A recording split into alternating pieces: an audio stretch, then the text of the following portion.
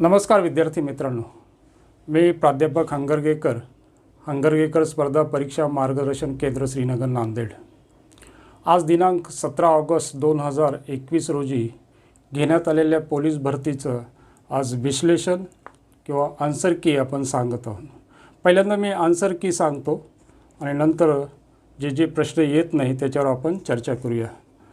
Number 1चं आहे 3, 2चं आहे 4, 3चं आहे 4, 4चं आहे 2, 5चं आहे 4, 6चं आहे 4, 7चं आहे 1, 8चं आहे 4, 9चं आहे 3, 10चं आहे 4, 11चं आहे 4, 12चं आहे 2, 13चं आहे 4, 14चं आहे 4, 15चं आहे 3, 16चं आहे 4, 17चं आहे 2, 18चं आहे 4, 19चं आहे 2, 20चं आहे 4, 21चं आहे 3, 22चं आहे 3, 23चं आहे 2, 24चं आहे 2, 25चं आहे 4, 26चं आहे 3, 27चं आहे 4, 28चं आहे 3, 29चं आहे 2, 30चं आहे 1, 31चं आहे 2, 32 2, 33 3, 34 4, 35 1, 36 1, 37 4, 38 1, 39 1, 40 2, 41 3, 42 4, 43 2, 44 2, 45 2, 46 1, 47 2, 48 1, 49 4, 50 2, 51 2, 52 3, 53 3, 54 2, 55 1, 56 1, 57 4, 58 3, 59 2, 60 4, 61 2, 62 3, 63 2, 64 2, 65 4, 66 4, 67 3, 68 1, 69 2, 70 1, 71 1, 72 4, 73 2, 74 4, 75 2, 76 3, 77 4, 78 1, 79 3, 80 4, 81 2, 82 2, 83 2, 84 4, 85 3, 86 2, 87 3, 88 3, 89 1, 90 4, 91 2, 92 2, 93 1, 94 3, 95 3, 96 1, 97 2, 98 2, 99 3 आणि 100 4। तर या प्रकारे आजचं आपण हे आन्सर की पाहिलं। आता जी आपल्याला गणित असेल, बुद्धिमत्तामध्ये असतील, जी प्रश्न तुम्हाला आली नाही तिथं आपण चर्चा करणार आहोत। प्रश्न पहिला आहे तुमच्याजवळ। आता अशी एक आकृती दिलेली आहे ना। या आकृतीमध्ये आपल्याला त्रिकोण आणि चौकोनांची संख्या 1 2 3 4 5 6 7 8, 1 2 3 4 5 6 7 आणि 8 असं आकृती दिलेली आहे। या आकृतीमध्ये प्रश्न विचारलेला आहे, चौकोनांची संख्या त्रिकोणांच्या संख्येपेक्षा कितीने जास्त अगर कमी आहे ना। तर त्रिकोणांची संख्या काढायची असेल तर सरळ तुम्हाला दिसतात त्रिकोणांची संख्या काय होईल। त्रिकोणांची 1 2 3 4 5 6 7 8 आणि 9। ओके, जर चौकोन काढायचा असेल तर यामधल्या ह्या रेषा, आडव्या रेषा मोजायचं. 1 2 3 4 5 6 7 8. यासाठी त्रिकोणी संख्या यांचं सूत्र वापरायचं. n गुणिले n प्लस 1 भागिले 2. 8 रेषा आहेत म्हणून 8 गुणिले 9 भागिले 2. बे 1 बे 8 4 9 36. म्हणजे चौकोनांची संख्या आहे 36 आणि त्रिकोणांची संख्या आहे 9. म्हणून चौकोनांची संख्या ही त्रिकोणांच्या संख्येपेक्षा कितीने जास्त म्हटलं, 16तून 9 गेले 7, म्हणजे इथं होणार 27 ही चौकोनांची संख्या असेल. लक्षात ठेवा, अशा प्रकारचे प्रश्न आले तर जेव्हा अशा रेषा असतील तर यामध्ये उदाहरणार्थ इथं अजून एक सांगतो. 1 2 3 4 चौकोनांची संख्या किती होईल? चौकोनांची संख्या काढायची असेल 1 2 3 4. 4 गुणिले 5 भागिले 2 म्हणजेच बेदोनी 4 म्हणजे 5 दोन्ही 10 चौकोन असेल. आणि त्रिकोण किती असेल? 1 2 3 4 5. त्रिकोणांची संख्या 5. ओके, पुढच्या प्रश्नाकडे वळूया. प्रश्न जे अवघड आहेत त्याविषयी आपण चर्चा करूया. जे सोपे आहेत ते तुम्हाला जर अडचण आली तर कॉमेंट्समध्ये मला करा. दुसरा प्रश्न सोपा आहे. तिसऱ्या प्रश्नावर मी चर्चा करतो. एका गोदामातील धान्य 500 कुटुंबांना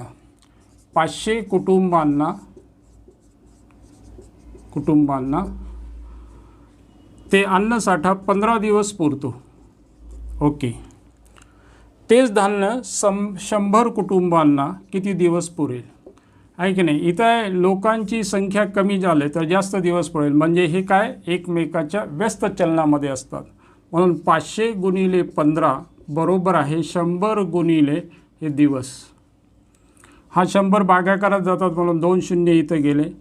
15 5 किती होणार? 75 दिवस याला पुरेल. तेवढा साठा किती? 100 कुटुंबांना 75 दिवस ते साठा पुरेल. ओके, चौथ्या क्रमांकाचा प्रश्न पाहूया.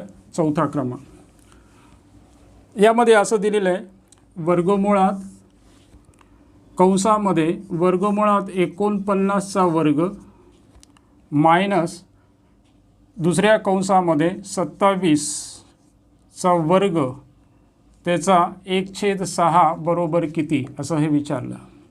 पहा, वर्गमुळात 49 याचा अर्थ एक तर 7 होतो किंवा वर्गमुळात 49चा आपण वर्ग केला तर 49 असं येतं, आहे की नाही? आता इथं आपल्याला काय काय करायचं, कसं करायचं हे आपण ठरवायचं.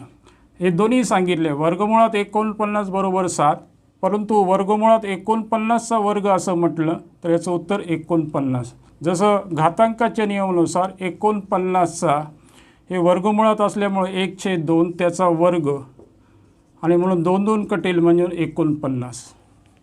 तर हे मी असं लिहील, वर्गमुळात 49 एवढ्याबद्दल मायनस. आता ह्या 27 आहे, याला आपण 27ला मूळ संख्येच्या घातांक स्वरूपामध्ये लिहूया. म्हणजे हे किती होणार? 3चा 3रा घात म्हणजे 27, त्याचा वर्ग त्याचा 1/6 आहे ना. हे 49चं वर्गमूळ 7 वजा हे घाताचा घात घातांकाचा गुणाकार होतो म्हणून 3 गुणिले 3चा 6वा घात त्याचा 1/6 घात. हा 6 6 कटेल म्हणून 7 वजा 3 म्हणून उत्तर आलं 4. अशा प्रकारे. ओके, समजते? तर या प्रकारच्या सर्व गणिताची प्रॅक्टिस, घातांक हा धडासुद्धा करणं आवश्यक आहे. त्याच्या नियमावर हा चालतो. जे पुढचं पाहूया आपण. एका वर्तुळाकार तारेची त्रिज्या आहे 42 सेंटीमीटर. ही आहे वर्तुळाकार, ही आहे त्रिज्या 42 सेंटीमीटर आहे. त्याच तारेस वाकून म्हणजे वाकून आपण तयार केला, एक चौरस तयार केला, तर या चौरसाची बाजू किती असेल असा हा प्रश्न विचारलेला आहे. आता पहिल्यांदा याचा परिघ म्हणजे वर्तुळाचा परिघापासून आपण हा चौरस तयार केलेला आहे. म्हणून याची त्रिज्या आपण 42 सेंटीमीटर दिला तर परिघ काढण्यासाठी काय सूत्र आहे? 2πr. 2 गुणिले 22 सप्तमांश गुणिले 42. हे होणार 7 एक 7, 7 सकम 42. एवढा परीघ आलेला आहे की नाही. याच परिघापासून आपण चौरस तयार केलेला आहे. म्हणून चौरसाची परिमिती बरोबर काय सूत्र आहे, 4 गुणिले बाजू. तर एवढी आपली परिमिती आली. म्हणजे कोणकोणती, 2 गुणिले 22 गुणिले 6. मी काटलं नाही पहा, गुणाकार करून काटण्यापेक्षा हे असं समजून घ्यावं लागेल. परिमिती एवढी आहे भागिले हे काय होणार, 4 होणार म्हणजे बाजू.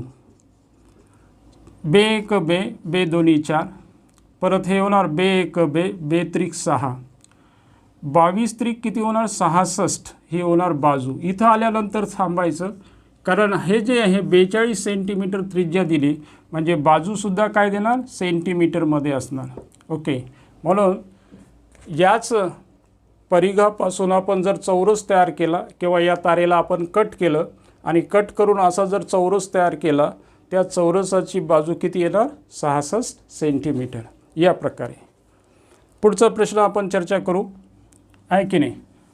यामध्ये 5वा प्रश्न असा दिलेला आहे, एका गटात 15 किंवा 18 मुले याप्रमाणे मुलाचे गट केले असता समान गट तयार होतात. म्हणजे 15 किंवा 18 मुलं जर केले, 15 किंवा 18 या मुलांचे समान गट होतात, सारखे गट तयार होतात. व 5 मुले उरतात, तर मुलांची एकूण संख्या कमीत कमी किती असावेस हवी. तर अशा गणितामध्ये जर केलं असतं, समान येण्यासाठी आपण लसावी काढणार. 5 एक इथं किती जाणार, 3ने भाग जाणार, 3 5 15, 3 सख 18. म्हणून लसावी येईल, लसावी 3 गुणिले 5 गुणिले 6, कारण 5 आणि 6ला भाग जात नाही. म्हणून 3 5 15, 15 सखी 90. 90 अशी संख्या आहे. जेव्हा 15ने 90ला भागलं तर निशेष भाग जातो, 18ने सुद्धा 90ला भाग घेतला तर निशेष भाग जातो. पण आता प्रत्येक वेळेस त्यांनी काय सांगितलं, 5 मुले उरतात. म्हणजे हे 90 लसावी काढल्यानंतर याच्यामध्ये 5 मिळवायचे, म्हणजे 95 मुलांची संख्या असेल, ज्याच्यामुळे सारखा गट केल्यानंतर बाकीही दरवेळेस 5 मुलं उरतील. ओके. पुढचा प्रश्नाकडे जाऊया. प्रश्न क्रमांक 7, जर 8 माणसांनी 24 दिवसात 80 हेक्टर धान्य लावतात. 8 माणसे, हे माणसे आहे ना, हे दिवस आहे आणि हे आहे 24 दिवसात. आणि हेक्टर म्हणजे हे काम आहे, 80 हेक्टर एवढं काम करतात. हे समजून असं लिहायला पाहिजे. त्यानंतर 36 माणसं 30 दिवसात किती हेक्टर काम करेल. हे आहे माणसं म्हणजे यम, डी म्हणजे दिवस आणि काम म्हणजे वर्क. असं जेव्हा असेल तर M1 D1 बाय W1 बरोबर आहे M2 D2 बाय W2. तर याच्यामध्ये 8 माणसं आहेत. 8 माणसं 24 दिवस काम करून 80 हेक्टर एवढं काम करतात. आणि 36 माणसं 30 दिवसात किती हेक्टर म्हणजे आपल्याला माहीत नाही, W आपल्याला काढायचं आहे. हा W इकडं जाणार, बरोबर आहे 36 गुणिले 30 गुणिले 80 भागिले काय होणार, 8 गुणिले 24. भाग जातो तेवढं द्यायचं.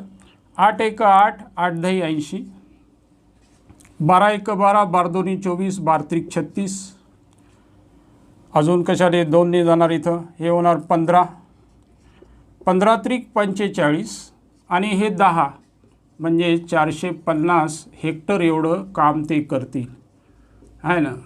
जर 8 माणसे रोज 24 दिवस काम केल्यास 80 हेक्टर एवढं काम करत असेल, तर 36 माणसं म्हणजे माणसांची संख्या जास्त आहे, दिवसांची संख्या जास्त आहे, तेव्हा किती 450 हेक्टर एवढं ते काम करतात. तर हे जे आहेत हे व्हेरी इम्पॉर्टंटमध्ये माणसं दिवस आणि काम आलं असेल तर हा फॉर्म्युला लिहायचं. आणि याच्यामध्ये तास, रोज काम करणारे तास आलं असतं तर M1 D1 T1 bye W1 असं लिहायचं आणि M2 D2 T2 bye W2. हे पण व्हेरी इम्पॉर्टंट आहे. हेही सूत्र तुम्हाला लक्षात. इथं तासाचा काही संबंध दिला नाही, रोज काम करणारे तास दिले नाही, म्हणून हे सूत्र न वापरता हे वापरायचं. ओके, पुढे पाहूया पुढचा प्रश्न. नेक्स्ट, खालीलपैकी मूळ संख्या कोणती आहे? सगळ्यांना 100पर्यंत माहीत आहे, म्हणून 91, 51, 87, 89 यामध्ये 89 हे काय मूळ संख्या आहे.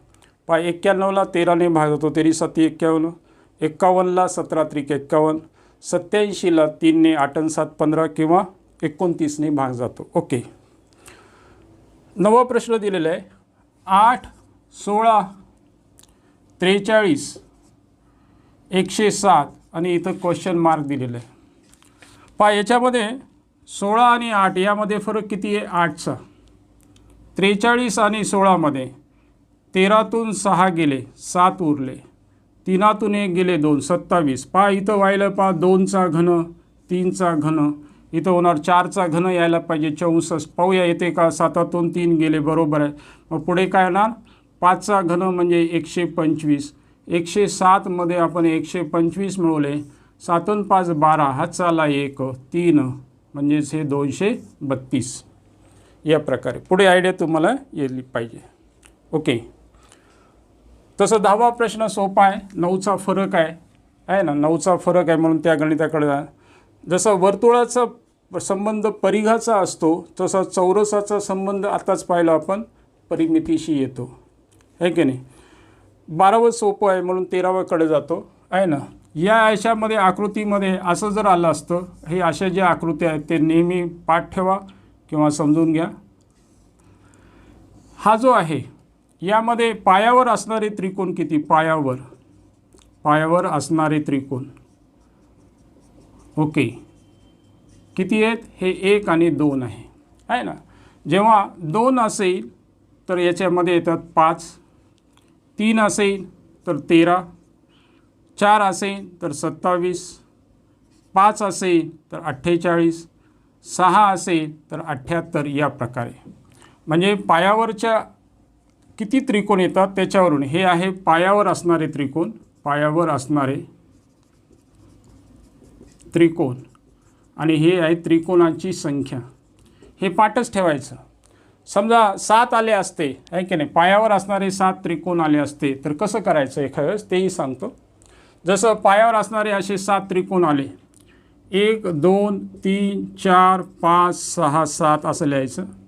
1च्या पुढे 1 मांडायचं. 1 आणि 2 3, 3 आणि 3 6, 6 आणि 4 10, 10 आणि 5 15, 15 आणि 6 21, 21 आणि 7 28. या सगळ्यांची इथं बेरीज करूया आपण. 8 आणि 1 9, 9 आणि 5 14, 14 आणि 6 30, आपलं 20, 20 आणि 4 24, हाचे आले 2, 4 आणि 2 6, 7 8 84. आता यामध्ये काय करायचं? 1 सोडून म्हणजे 28ला सोडून दिले हे, 1 सोडून म्हणजे हे 10, 1 सोडून म्हणजे 3, यांची बेरीज 21 आणि 10, 31 आणि 3 34, याच्यामध्ये 34 मिळवले. 4 आणि 4 8, 8 आणि 3 11 म्हणजे 118 आले असते. समजा हे जे आहे 6 आहे ना, तर ऐवजी 7 जर त्रिकोण पायावर असले असते तर 118 त्रिकोण आले असते. तसं पाहिलं तरी हे पाठच ठेवायचं. 2 त्रिकोण आले तर 5, 3 13, 4 27, 5 48, 6 78, 7 आहे 118. तर हे ठरलेले आहेत. तर हे आकृतीमध्ये पहा, तुमच्या पायावर असणारे त्रिकोण किती आहे सांगा बरं. 1 2 3 4 म्हणजे तुमच्या पायावर असणारे त्रिकोण दिलेल्या आकृतीमध्ये पायावर असणारे त्रिकोण 4 आहे म्हणून त्याचं उत्तर किती येणार? 27. ओके, पुढच्या प्रश्नाकडे जातो. एक साधू नदीकाठी शीर्षासन करून उभा आहे. शीर्षासन आहे की नाही. शीर्षासन म्हणजे शीर्षासन हे लक्षात ठेवा. पाय वर, डोकं खाली आहे नाही खाली. याच्यामध्ये हाताची जी आहे ती हे आहे, तो कुठं आहे? त्याचं तोंड पश्चिम दिशेला. हे आहे शीर्षासन अवस्थेमध्ये. हे काय त्यांनी शीर्षासन दिलेलं आहे. शीर्षासन दिलेलं आहे. याला उभं करायचं सरळ. याला ही आहे उभी अवस्था. उभा राहिला तेव्हा याचं तोंड कुठं होणार, पूर्वेला जाणार आहे ना. याचा जो उजवा हात आहे हे राईट होतो, हा लेफ्ट होतो. याच्यामध्ये बदल काही होत नाही आहे की नाही. म्हणजे त्याला जर उभं केलं असतं सरळ तर उजवा हात जो आहे तो दक्षिणेकडे आला असता आणि डावा हात हा उत्तरेकडे. शीर्षासन केलं तरी याचं डावा जो हात आहे तो उत्तरेकडेच राहतो आणि उजवा हात जो आहे तो दक्षिणेकडे. फक्त याचं तोंड मात्र बदलते, हे लक्षात ठेवायचं. याला सरळ उभं करायचं शीर्षासन अवस्थेमध्ये. शीर्षासन अवस्था दिली असेल तर याला सरळ उभं करायचं. हात काही बदलणार नाही त्याचे, फक्त तोंडामध्ये बदल होतो आहे ना. पूर्वचं पश्चिम असेल तर पश्चिमेचं पूर्व असेल. तर अशा प्रकारे हे प्रश्न सोडवायचे. आता 15 आहे की नाही, 15वं. जर 11 ऑगस्ट 2015 रोजी रविवार आहे तर त्या वर्षाची गांधी जयंती कोणत्या वेळी? गांधी जयंतीचं आपल्याला माहीत पाहिजे. गांधी जयंती केव्हा येते? जयंती ही 2 ऑक्टोबरला नेहमी येते आहे की नाही. 2 ऑक्टोबर हे लक्षात ठेवायचं. हे जर माहीत नसेल तर उत्तर काढता येणार नाही. जे आहे बाबासाहेब आंबेडकर असे महात्मा गांधी यांचं जे आहे किंवा कामगार दिवस आहे, स्वातंत्र्य दिवस आहे, या सर्व महत्त्वाचे आहेत. ते दिनांक तुम्हाला पाठ ठेवावं लागेल. म्हणजे 2 ऑक्टोबरचा काढायचा. 11 ऑगस्टला रविवार होता. ऑगस्ट महिन्यामध्ये ऑगस्ट जो महिना आहे तो आहे 31 दिवसाचा असतो. 31मधून आपण 11 वजा केले आजची डेट तर हे 20 दिवस. 20 दिवस म्हणजे 6 दिवस पकडायचे आहे ना. याला भागायचं 7ने. 7 दोन्ही 14 म्हणजे 6 दिवस उरले. ऑगस्ट नंतर येतो सप्टेंबर हा महिना किती दिवसाचा असतो? हा असतो 30 दिवसाचा. 30 दिवस याला 7ने भागितलं, 7 चौक 28, बाकी उरते 2. ओके. ऑक्टोबर म्हणजे गांधी जयंती, त्या डेटला येऊया. गांधी जयंती आहे 2 तारखेला म्हणून 2 इथं. हे होणार 6 आणि 4 10. या 10ला आपण 7ने आलेल्या बेरजेला आपण 7ने भागितल्यावर बाकी किती उरेल? 3 उरेल. बाकी 3 म्हणजे इथून रविवारपासून 3 दिवस पुढे म्हणजेच हे होणार बुधवार. याचं काय होणार? बुधवार हा असा वार येईल. तर असे कोणतेही गणित असे काढायचे आहे ना. तर लीप वर्ष असेल तर फेब्रुवारी हा महिना 29 दिवसाचा असतो आणि सामान्य वर्ष असेल तर 28 दिवस. हे सगळ्या गोष्टी लक्षात ठेवल्या पाहिजे तरच दिनदर्शिका ही परफेक्टली येईल. ओके. 16वं आहे पहा, इथं दिलेलं आहे धूम्रपान करणारे, धूम्रपान न करणारे, धूम्रपान न करणारे आणि डॉक्टर्स असं विचारलं. आणि खाली तुम्हाला वेन आकृती दिलेली आहे. डॉक्टर्स हा मध्यभागी ठेवला, याचा अर्थ हे डॉक्टर्स आहेत आणि यामधले काही डॉक्टर्स जे आहेत धूम्रपान करतात. हे धूम्रपान करणारे आहे ना, करणारे. आणि दुसरे जे आहे न करणारे म्हणजे याच्यामध्ये हे उरलेल्या याच्यामध्ये अशी जी आकृती आहे ना, याच्यामध्ये धूम्रपान न करणारे ही पण आकृती बरोबर आहे. जर ही अशी आकृती गेली डॉक्टर्समध्ये तर हा आणि हा हे धूम्रपान न करणारे हे डॉक्टर्स, हे धूम्रपान करणारे आणि धूम्रपान न करणारे असं एकत्र याला आणता येत नाहीत आहे की नाही. धूम्रपान करणारे आणि हे कॉमन असू शकतात का? नाही. म्हणून ही आकृती येत नाही आहे ना. फारच वाटलं तर तुम्हाला असं दाखवता येते. याच्यामध्ये हे डॉक्टर्स, हे धूम्रपान करणारे आणि धूम्रपान न करणारे आहे ना. याच्यामध्ये या प्रकारची आकृतीमध्ये ही नाही दिली म्हणजे हे आपलं आहे. अशा प्रकारे याची चर्चा करायला पाहिजे. काही डॉक्टर जे आहेत ते धूम्रपान करतात, काही डॉक्टर जे आहेत ते धूम्रपान नाही करतात आहे की नाही. याचा अर्थ असा होतो. तर तुमच्या इथं पर्याय क्रमांक 4 दिलेला आहे, ते उत्तर बरोबर आहे ना. पर्याय क्रमांक 4 हे त्यामध्ये उत्तर दिलेलं आहे. ओके. पुढचं 17 तुम्हाला येते, 18वं येते. सोपं आहे. नाही आलं तर मला कॉमेंट्स करा, त्यानुसार सांगतो. 19 नंबरचं आहे 20 सेंटीमीटर त्रिज्या असणाऱ्या लोखंडाच्या गोळ्यापासून, हे आहे लोखंडी गोळा म्हणजे चेंडू आपला जो भरीव आहे हा आहे, याची त्रिज्या 20 सेंटीमीटर आहे. यापासून आपल्याला लहान गोळे तयार करायचे ज्याचे 10 सेंटीमीटर असणारी त्रिज्या आहे. तर इथं गोलाची संख्या काढायची असेल, गोलाची संख्या आहे ना, किती गोल तयार होता, तर मोठ्या गोलाचे घनफळ भागिले छोट्या गोलाचे घनफळ आहे की नाही. तर मोठ्या गोलाचं 4/3 गुणिले पाय आरचा घन असं आहे, पाय आरचा घन, याला R1 म्हणूया, हे मोठा जो आहे तो, आणि छोटा जो आहे 4/3 गुणिले पाय R2चा घन, हे कटून जाणार. म्हणजेच R1 म्हणजे काय, 20 सेंटीमीटर, 20 सेंटीमीटर गुणिले 20 सेंटीमीटर गुणिले 20 सेंटीमीटर भागिले काय करायचं, 10 सेंटीमीटर गुणिले 10 सेंटीमीटर गुणिले 10 सेंटीमीटर. हे सेंटीमीटर सेंटीमीटर सेंटीमीटर करे, 10 दोन्ही 20, 10 दोन्ही 20, 10 दोन्ही 20 म्हणजे 8, आपल्याला 2 गुणिले 2 गुणिले 2 म्हणजे 8 घन तयार करता येईल. हे जर मीटरमध्ये दिलं असेल, हे जर मीटरमध्ये दिलं असतं तर याचं, हे जर 10 सेंटीमीटर दिलं तर याचं काय करायचं, सेंटीमीटरमध्ये करणे. विशेषतः लक्षात ठेवा, जर याऐवजी 20 सेंटीमीटरच्या ऐवजी 20 मीटर दिलं असतं तर हे 20 मीटरवाल्याला आहे, म्हणजे यांचं गणित काय करावं लागलं असतं, 20ला गुणिले हे 100 करावं लागते आहे ना. 1 मीटर म्हणजे 100 सेंटीमीटर. ठीक आहे. जेव्हा असे गणित येत असेल, हे मीटरमध्ये दिलं असेल याची त्रिज्या, आणि याची जर त्रिज्या सेंटीमीटरमध्ये दिली असेल तर या गोलाच्या त्रिज्येला आपण मीटरचं सेंटीमीटरमध्ये रूपांतर करायचं. ओके, पुढे पाहूया. त्यानंतर नेक्स्ट पुढचा प्रश्न.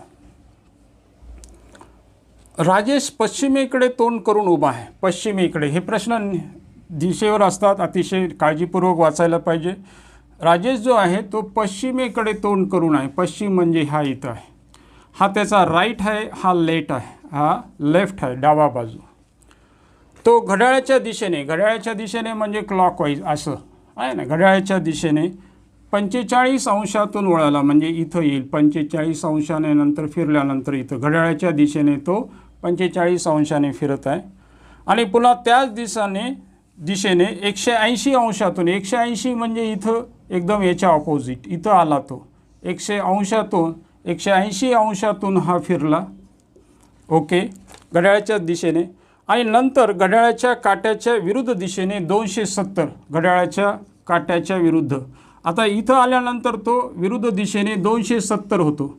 180 तर इथं झाले, 180 आपण याच्यातून वजा केले तर 270 कुठं होते, 17तून 8 गेले 90, म्हणजे इथं 45 झाला, तो इथं येणार. हे झालं इथं येईल तो या ठिकाणी. मग ही जी दिशा कोणती आहे, नैऋत्य. हे लक्षात ठेवायचं. आई मला वान दे, हे लक्षात ठेवत असताना विशेषतः उपदिशा लक्षात राहत नाही. हे असं लिहायचं. हे आहे आग्नेय, त्यानंतर ईशान्य, हा होणार वायव्य, आणि हा आहे नैऋत्य. म्हणजे आता कुठं असणार तो, नैऋत्य दिशेला असणार. त्यासाठी ही ओळ लक्षात ठेवायची आहे ना. तो आता सध्या इथं आल्यानंतर तो नैऋत्य दिशेला असेल. किंवा हे सरळ 270मधून आपण हे वजा करायचं. 180 प्लस हे म्हणजे 35, किती 225 वजा करायचं. 10तून 5 गेले 5, 6तून 2 गेले 4, 45 अंश इथून फिरवायचं घड्याळाच्या विरुद्ध दिशेने. असंही केलं तरी येते. पण आता ते परीक्षेमध्ये पूर्ण प्रश्न वाचल्यावरच तुम्हाला कसं फिरवायचं ते समजेल, आहे की नाही. पुढे जाऊया. नेक्स्ट पुढचा प्रश्न. 1:30 वाजता घड्याळाचा तास काटा व मिनिट काटा यात किती अंशाचा कोन होईल, आहे ना. 1:30 हे आहे तास आणि हे आहे मिनिटाला. नेहमी तासाला कितीने गुणायचं, 30ने, आणि मिनिटाला कितीने गुणायचं, 11/2ने. हे होणार 30, हे होणार इथं 15, 15 एक 15, हातचा आला म्हणजे 165. ही 165मधून हा 30 वजा करायचा, 5ला 5, 6तून 3 गेले 3 म्हणजे 135 अंशाचा कोन होईल. हे येणारं उत्तर 180पेक्षा जास्त असेल तर 360मधून ते वजा करावं. ओके, पुढचा प्रश्न पाहूया 22वा, जो भूमितीवर आहे. लक्षात ठेवा, हे सगळं लक्षात पाहिजे. 1 हेक्टर म्हणजे 100 मीटर गुणिले 100 मीटर, म्हणजेच हे होणार 10,000 चौरस मीटर, आहे की नाही. तसंच एका हेक्टरमध्ये जर एकरमध्ये पाहिलं तर 2.5 एकर येते. किती? 2.5 एकर.